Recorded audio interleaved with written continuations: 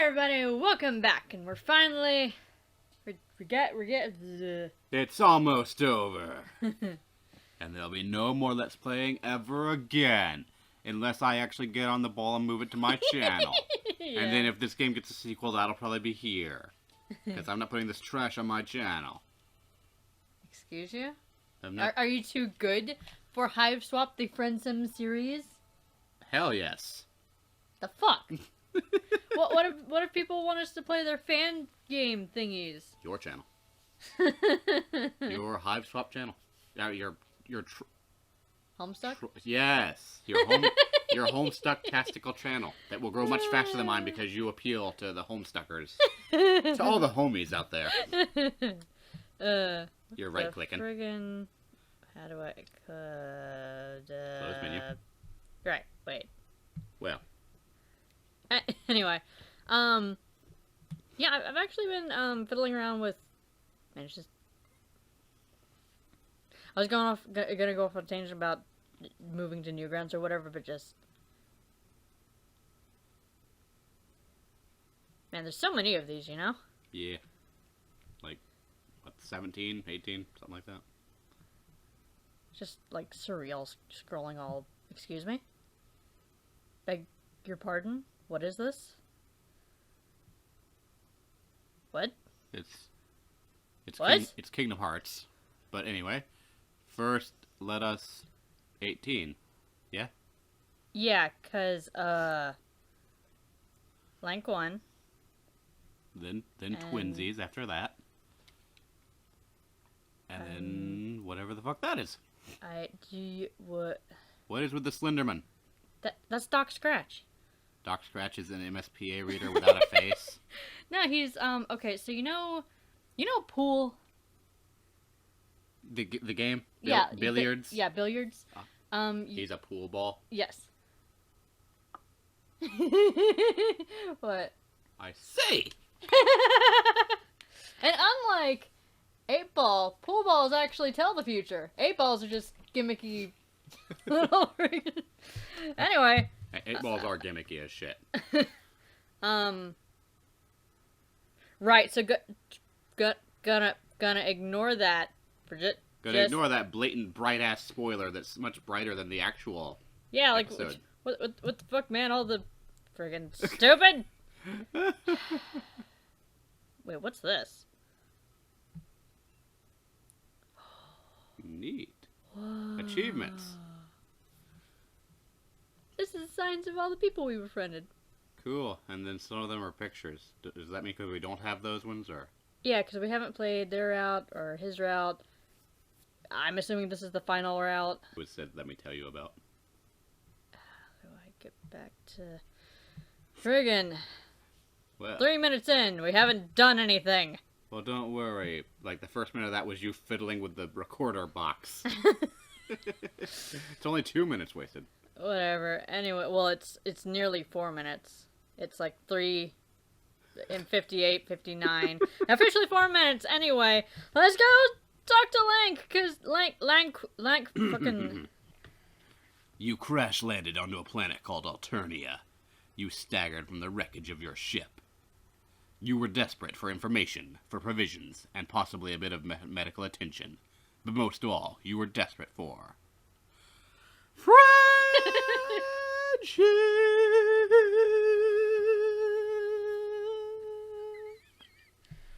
Is what you could say, if you were written by a bunch of hacks who cared about the Aristotelian ideal of narrative unity. Aristotelian. Fuck you, words! What does this mean? What does that sentence mean? Aristotle, the historical figure. Uh-huh. This is, he was a philosopher, and he had this ideal of narrative unity. So it is the Aristotelian ideal. It's his principle of a narrative unity. I understand even less now. I don't know what the ideal is, so don't ask me. Why is main character upset about what they just said? Why don't we learn? Okay. Possibly you could make some reference to a circle being complete in a thoughtless and imbecilic manner. For some reason, my brain didn't register circle metaphorism. It went to the Mobius reach around thing. I don't know what we're talking about. But we're all in this together, right? And we've all learned and grown enough to know that there's something deep and dark and absurd brewing beneath the surface. This really isn't about friendship anymore, is it? You've got enough friends, now you need answers. You need... Oh, god damn it. This was just the intro screen. What? Okay. You couldn't pronounce Barzum and Baisley? Their names are spelled funny. I couldn't remember what they were. Baisley? Baisley. And you're right, it is a Barnum Bailey thing. My brain always wants to read it as, like, Baizali. If anything, that'd be Baisley, but, you know. Huh. Wait, what? I like how their expressions match their masks when you get on them. The frowny one is smiling. Yeah, and the frowny one and the smiley one is frowning. The frowny one is smiling. I don't know why that's so friggin' shocking. And bleh, I don't know. I will say it's kind of weird that the left one's eye is open when that doesn't match the mask, because the other one's face completely matches. Well, because their expressions swapped. Yeah, okay, I mean, I get it, but at the same time, it's just like, that's... Anyway, we're playing Vampire. Dude? Yes, dude. Okay. Uh, Narrate. right, okay. What's next on the docket? The docket. What's a docket? It's your to-do list. What's next on the docket? Oh, you're really feeling like going completely off the rails. So it's a good thing the first person to ping you on your palm husk is Lynera. That nutty bitch is exactly the sort of destabilizing influence your life needs right now. What? That's the... I don't remember how I voiced her. That's the stabby one. Yeah. Hello? My friend? Because that's what we are now. Friends! Cool, that's not a weird way at all to...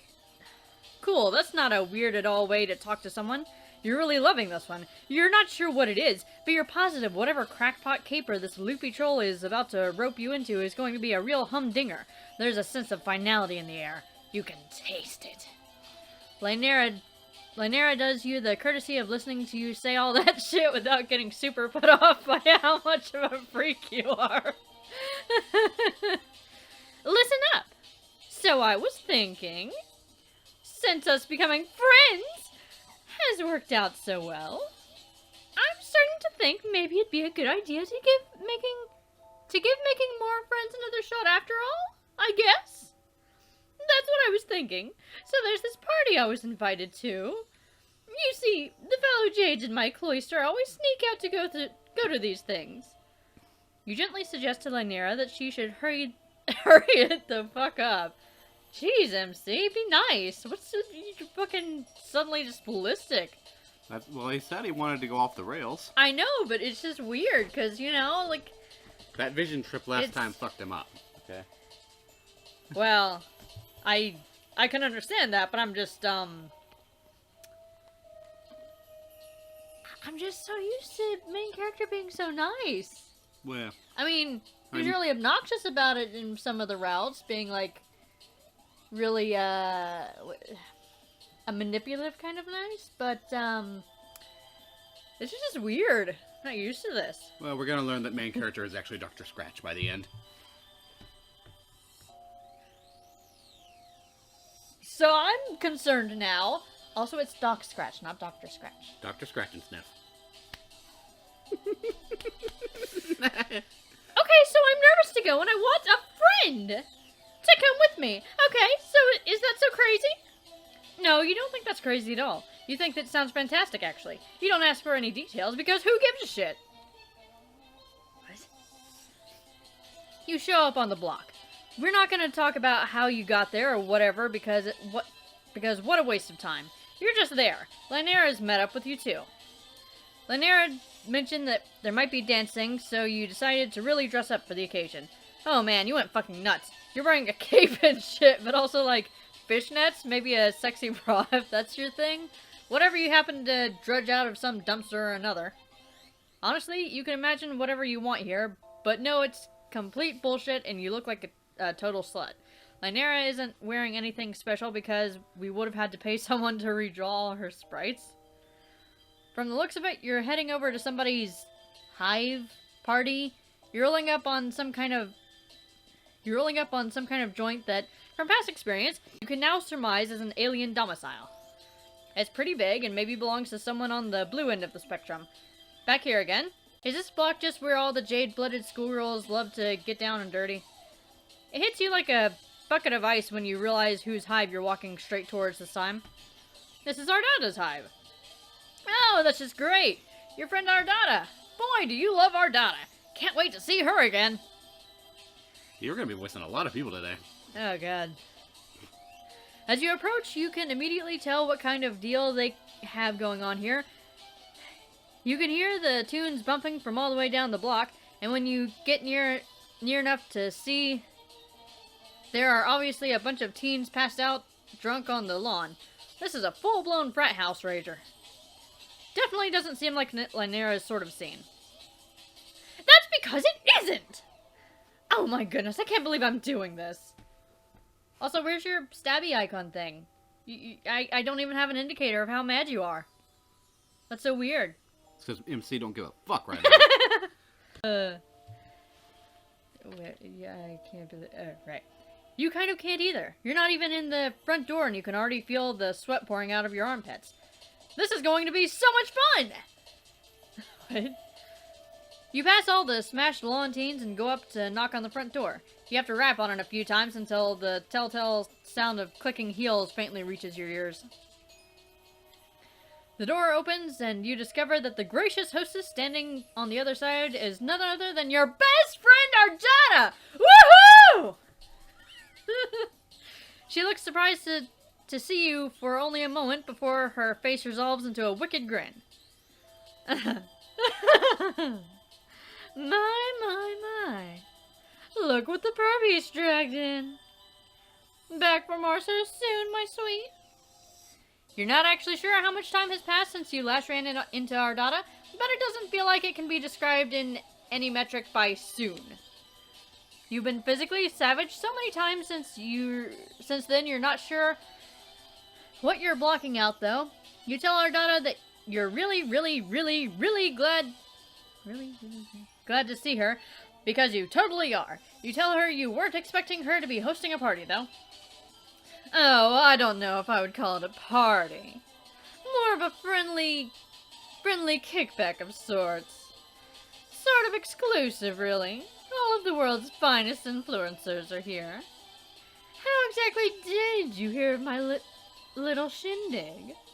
While I certainly consider you to be one of my finest friends, I don't recall inviting you. You gesture vaguely to Lynera. She doesn't seem to know how to lie and immediately cracks under the pressure. One of the other Jades from my cloister told me to come. His name is Blank, but I don't think he was invited either. I get the impression we kind of always come out here. Basically, we're crashing, if that's okay? Who is we? What are you talking about? We come here. I think she meant to say he comes here all the time, and that basically you two are crashing. Huh. Well, that's confusing. Well, of course. What's an informal soiree without a few entirely uninvited interlopers? Lynera doesn't seem to know if she's being sarcastic or not, and you aren't sure if she is either, and to be honest. You're like, are you fucking with us? And she's like, or whatever. Of course not. I just have but one specific question for you, my dears. Whoa. Hi. Ardada beckons you near. You obey her slavishly? Or slavishly. Yeah, right. Then she leans in close to your ear and intones? Intones. Do you hereby certify under penalty of law that you are of age to view adult content within your state of legal residence have acknowledged the contents of this volume's accompanying mature content description and are comfortable with the prospect of engaging with challenging or otherwise controversial fictional material. That feels like you should have put that at the very beginning. Yeah, I'll be honestly. honest. I don't remember what was in the warning for this one. But, yeah, I mean... whatever. That just Yeah. seems like how she should have introduced herself.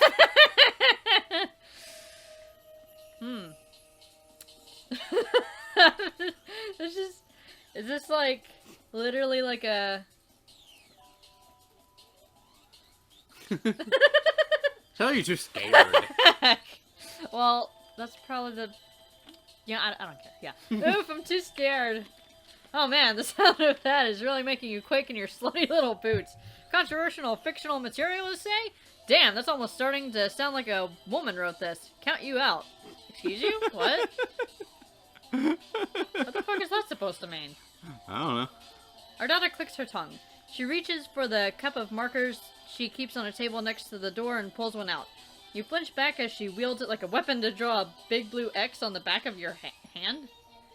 Here. Now all of my fine guests will know we've a delicate little angel on our hands. And then she turns to Lynera. And what about you, my sweet thing? Wait, so... Yeah, whatever, I don't... Huh? Oh, I'm not real, so it's cool. I'm sorry, what? Oh, I'm not... Excuse you? What? Okay. This route is weird. It's weird and I don't like it. I do like it. Very well, then. Welcome to the bash. Drinks are free, but if you die of poisoning, you're contractually obligated to croak in range of one of my cameras. Toodaloo!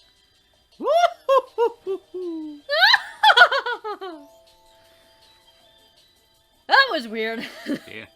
Ardata blows you a toxic kiss and saunters off to mingle with her enthusiastic guests. You and Lynera step past the threshold and have a look around. Lynera is visibly nervous, which is unfortunately a little bit infectious. You ask her where her friend is. She glances about a bit. Oh, I don't know. He's... Oh, over there.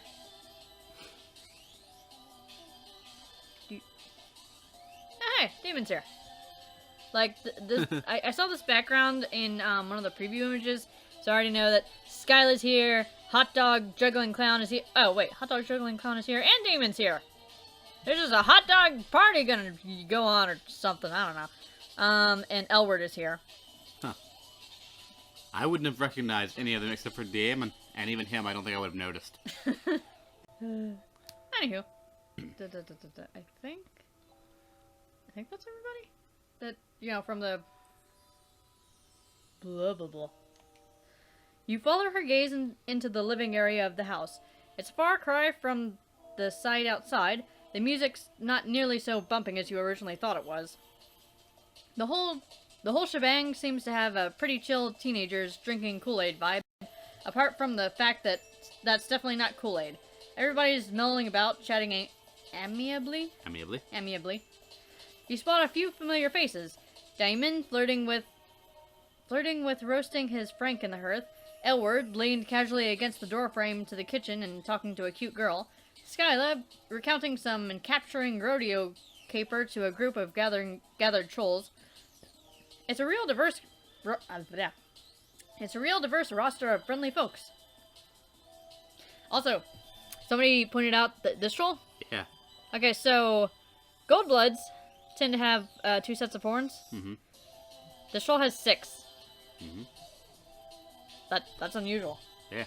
They're a freak.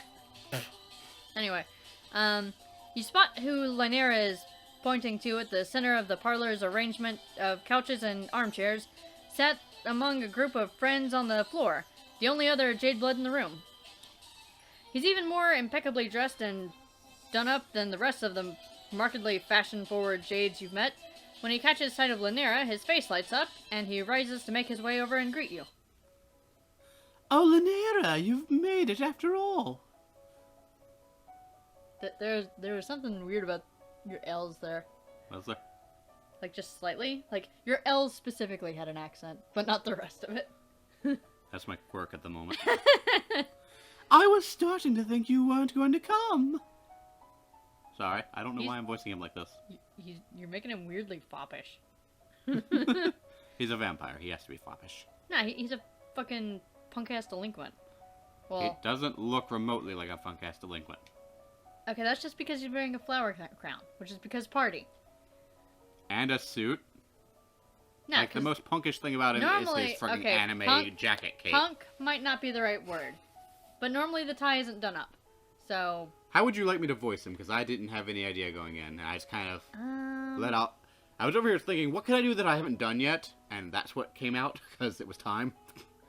Well, you gave Zebra James's voice. Mm-hmm.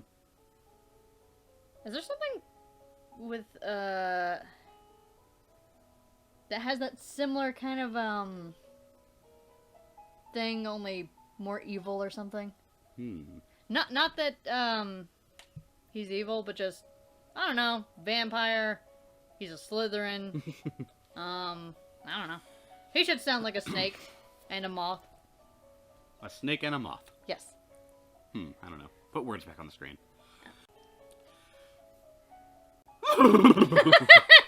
Sorry, I need that to get the voice. Yeah. I'm feeling giddy. I was starting to think you weren't going to come.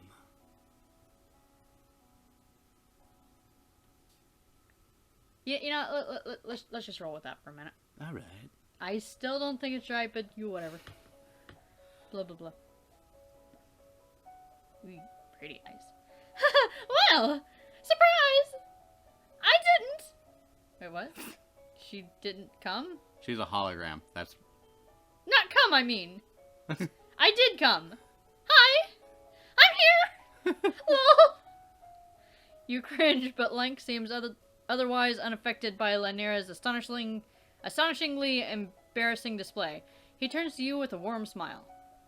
And who's this?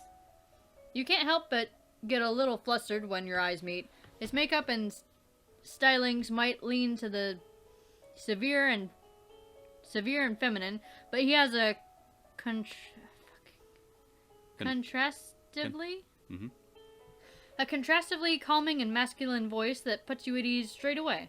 It's a good thing I'm not still voicing this the way I started. Still, that's not... I would not describe that as a very calming or masculine voice. He seems to have quite the opposite effect on Lanira. Before you can answer yourself, she starts blabbering a mile a minute. Oh, this is my friend. I invited them. They're an alien, and I guess I almost murdered them because I was jealous of their friendship with Bronya. Lol, but I didn't, and we're friends now, and I'm starting to work past my self-destructive obsession with her, and they agreed to come with me because I'm socially anxious and afraid of you, lol. Okay, then. You guys red nail polish. How bizarre. Oh, sorry, I didn't even realize that was him talking because they have the same color text box. Yeah. Oh, that's awfully nice of them. Do you think you could do something that's like in between the voice you were doing and that one? Ah, that's awfully nice of them. Yeah, that might work. Okay. Hold on, sorry. I know that was a lot at once. Let me reorganize that statement into a clearer, digestible list of bullet points. You've absolutely no need to do that, Lanira. I've understood your points just fine. Oh, okay. Link looks back at you. Thank you for helping Lanira feel more comfortable here. Why don't you come and sit with us? Link turns and gestures to the other trolls he was speaking with what? You just keep calling him Lank, and that's just one of those names Let's Players give Link in Zelda games.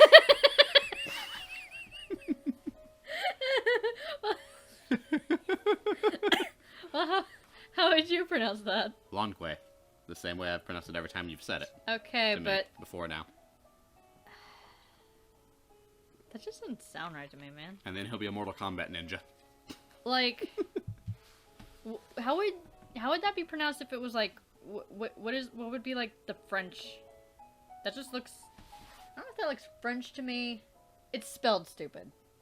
Dude. So my brain says if it's spelled stupid, it's French.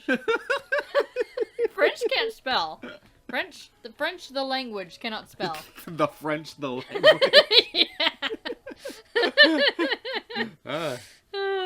Anywho, hell.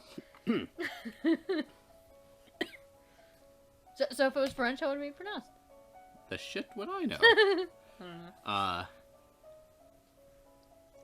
don't know. La Nuit. Sure, totally. La Nuit. Anyway. Lank turns and gestures to the other trolls. His name is Lanky. Lanky, that's his name. He was speaking with before. A teal-blooded boy and an indigo-blooded girl, neither of whom you recognize. They both have notebooks in their laps. They give you friendly waves. Teal-blooded boy. Are there... Oh, I can't see them. Ah. Anyway. Okay, sounds great. What are we doing? We were just in the middle of a poetry reading. Ah, fancy. I don't know if you've prepared anything of your own to share, but you might find it relaxing just to listen. Poetry? Right. I keep forgetting who's the narrator because... Do you want me to read in case more of your characters show up? There's a couple of them in the room. Not yet. Lynera's face has gone bright green. Oh boy. Why would you think I've written any poetry? I don't really. It was merely a suggestion. Have you? Well, maybe. Wait, no! You put a comforting hand on Lynera's shoulder, intuiting immediately that she has indeed written plenty of poetry, but is embarrassed by the prospect of sharing any of it. You remind her that she's among trusted friends here, and has nothing to fear. She's among a bunch of random strangers. What are you talking about? Oh, I guess you're right. Well then, please come and join us. Man, that really is a good voice for him, I think. Oh, okay. It's funny because that was almost what I just defaulted to, but I was like, nah. Lank leads you back to his group, inviting you to sit down with them in a circle. Lynera goes to deliberate links to insert you between herself and Lank, so that you're the one sitting next to him. Why don't we pick back up where we left off? I was just about to read my latest piece. You say that sounds great. Lank's two friends close their eyes to take each other's hands. You and Lynera are both plenty surprised when Lank and the indigo blood sitting next to Lynera try to take yours and close the circle. Well. Wait, Lank's two friends... Right, okay, gotcha. At your obviously shocked expression, Lank explains. We find physical contact helps us feel closer on a spiritual level during our poetry sessions. Are you sure this isn't some kind of ghost summoning thing? This sounds like a ghost summoning thing. This is how he's gonna suck your soul out. But if you aren't comfortable with it, you're under no obligation. You feel really respected right now, so you and Lynera both assent to join the circle. Is assent? Mm-hmm. Okay. She even takes the initiative to hold your hand first. Lank reaches out and takes your fingers gently in his. You don't know what it is, but you can't help yourself from blushing shyly. His hand is soft and warm in yours, short red nails immaculately manicured. Then let me begin. This is a short poem I've written in free verse, based on something haunting me as of late. Reflecting back on one of my most complicated and passionate past relationships. Forgive me, this might be a bit raw. It is as yet untitled. Lank draws a deep breath and closes his eyes. His notebook is open in his lap. You can see the poem written there in elegant hand, but he doesn't need to look at it to recite the words. What is the meaning of a memory? A question I oft ponder. Intangible and untraceable by anything but the mind, yet so potent as to leave one sick, as if poisoned or wounded in a literal sense. Dude. And what meaning is there in regret and longing? Can my lamentations change the past? Will they move the future? Shall they amount to much more than what unmoors me my here and now? If I restrict my world to that but which is before my eyes, to those whom I may touch, to that which I might alter, one would no doubt conclude that thoughts of you are lost among what I would consider to matter. And you haunt me yet, like a scar, like a disease uneager to abate. Who are you, and who am I, after so long without you? I know. I don't know. I won't know. What I do know, but what I know, and what I do know, but what do I know, but what I know, and what can it even mean to know? No, no, no! Ah, it vexes me.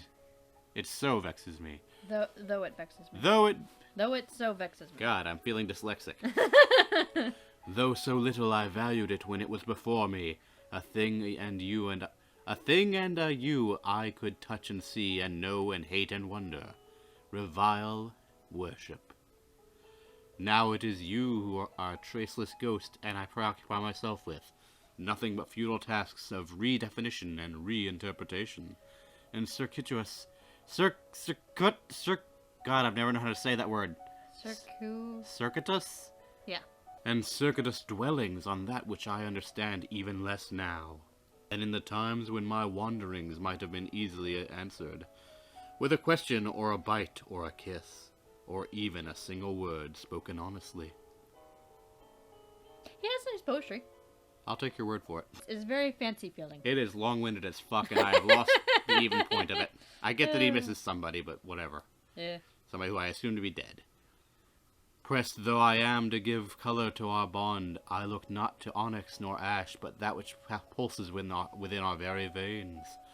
That so blinding jade, hard as the stone for which it is so named. Twisted and pulled, hammered and forged, shaped unnaturally, as if a chain.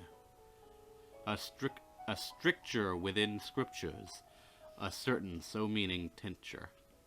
So meaningful. Yeah. That. What's a stricture? I don't know.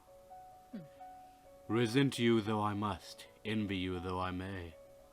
Now leagues and leagues stretch between us, and I make peace with naught but what I say. Maybe somebody he was in a quadrant with went off planet. Maybe. Because leagues and leagues. I mean, that's kind of more of a boat thing, but I don't know. Spaceship, space, boat. You know? I don't know. Yeah. You are only that which is within me, my blood and my mind, and that is at once nothing, and even the most elementary definition of everything. You realize you were holding your breath when Lank finally finishes. The circle falls into meaningful silence,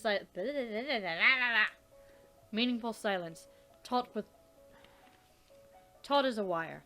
The tension breaks when his eyes flutter open, tears spilling over his long lashes. You squeeze Lank's hand gently. He weeps silently and beautifully. Such powerful art. He musters a wan smile as he gazes across the circle at Lynera. Lynera, would you like to read next? Lynera looks stunned. There's moisture gathering in the corner of her eyes. Of course, anyone would be moved by something so emotional and raw. I guess I have a poem I could read. Lynera takes out her planner and opens it, breaking the circle of held hands. She can't recite it from memory like Lank. When she speaks, her voice is small and timid. This one's called Still. I sit still. I do what I'm told. Bleh. Oh, the poem is called Still. Okay. I'm still. I sit still. I do what I'm told. Still. I wonder about the way that I am and I think. Still. I see her every day and I still miss her. She hugs me and I still feel cold. I'm surrounded by people and I'm still alone. I'm still me. I still love her and I still hate that. Wow, you're really proud of Lynera for opening up like this. She's crying too now. You reach out to take her hand back in yours. The indigo blood beside her comfortingly strokes her shoulder. Sorry. It's not really good and long like yours, Link. I'm not really a poet or anything. I just wrote down how I feel. How I feel. I just wrote down how I feel. I just wrote how I felt? Should be. Linera, it's fine. I thought it was beautiful. Poetry's about expressing yourself. It's not important that it be any set length or it sound any certain way. All that matters is that you've spoken your blood pusher. And I think you've accomplished that remarkably. We're all very proud of you. You find yourself drawn into a group hug by Lank and the other trolls. Lynera is sobbing openly now, and her raw emotion seems to have inspired similar pathos in the others. Before you know it, you feel yourself tearing up too. It feels good to let it all out, but before long, it's becoming clear Lynera is kind of reaching her limit. She pulls back and sniffles out something about wanting to go home. Of course, Linera, if that's what you need. I'll talk to you back at the cloister. Okay. See to it that she gets back safe, will you? You tell Lank that of course you will, and take Lynera carefully by the hand to lead her out of the party. She squeezes your fingers back to let you know she appreciates you. You walk back from the party in a comfortable silence for a while. When you glance over at her face, it occurs to you that you've never seen Lynera this happy. I'm really confused. Is she about to pull some kind of I'm not here thing again? Probably. It's been Lonk the whole time. It's some kind of weird vampire magic that I don't know about. Can vampires do that? Illusions and shit? In this universe? I don't think so. Okay. Come to think of it, I don't know, if our Dada wanted to just be really weird, she could have just brainwashed Lynera into saying something weird, but I don't know. Yeah. This whole thing has just been weird. Yeah. You know, our Dada has honestly seemed much normaler since her actual route. In the few times she's appeared, like, Oh, yeah. much less just like a menacing asshat. Maybe this is the bad route because it's not focusing on Vampire Dude. It's good Maybe. for her, but bad for him. This whole situation is weird. Oh, yeah, I had, a theory about Lank's route, about being like, all of his endings were like near-death experiences, and all the bad routes were actually where he doesn't die, and the good route is where he does die, and then he becomes a rainbow drinker. Fascinating. I don't know if that's gonna happen or not, but that poetry thing was like the most normal part of this, and I forgot how weird this route was until we were walking away, and just something about her face. I'm just like, I mean, that's the expression I make when I'm in a surprisingly good mood and didn't expect to be. I mean, it's not like it's weird. It's just my brain immediately snaps back to whenever she's like, I'm not real. I'm not a person. Yeah. And I'm just like, I'm reading too much into it, basically. Blah. Anyway, of course, this is literally the second time you've ever seen her, so you guess you don't actually have much frame of reference for what her normal emotional state actually is. No, it's not. You also saw her when you returned that one kid to the That's hive. true. Yeah, what's up with that? Yeah. You really want to encourage her on this path of recovery she's going down and all, so you ask her about, her and Lank. What? Her and Lank? What? We're just friends. I mean, it's not like I have a crush on him or anything. I know I've had romantic feelings for a girl before, so it'd be really problematic if I liked a boy now. What? Is that how Troll Society works? Because No, I got the feeling they that it don't. wasn't. They don't really have a concept of, I mean, they have a concept of preference, but it's not like it's not like a big deal or anything. Like Elward obviously likes girls, but that's it's like, my understanding is that preferring boys or girls in Troll Society is the equivalent of, like, in our world, preferring somebody with, like, long hair or short hair or a certain color eyes or something. Mm-hmm. So that line's just weird. Oh, you say you're sorry. You didn't know. It's okay. Just don't let it happen again. What? Lynera gives you a warm smile and reaches out to pull you into a hug. Thank you for helping me. I was really nervous, and I think if it hadn't been for your help, I wouldn't have been able to come at all. But I did so. But I did, so thanks. It wasn't perfect, but I think I really opened up tonight. I'll see Link again. And you, I hope. And in the future, things will be easier. Right? You're certain they will. You put a comforting arm around her shoulders and walk her the rest of the way home. I don't trust how normal this is. I think it's just a happy, bad route. But the intro was so weird. Yeah, because it's like you're gonna get there, things are gonna be fine, and then the main character is gonna have an existential crisis and fade back to the beginning. Or whatever. I don't like this. It's suspicious.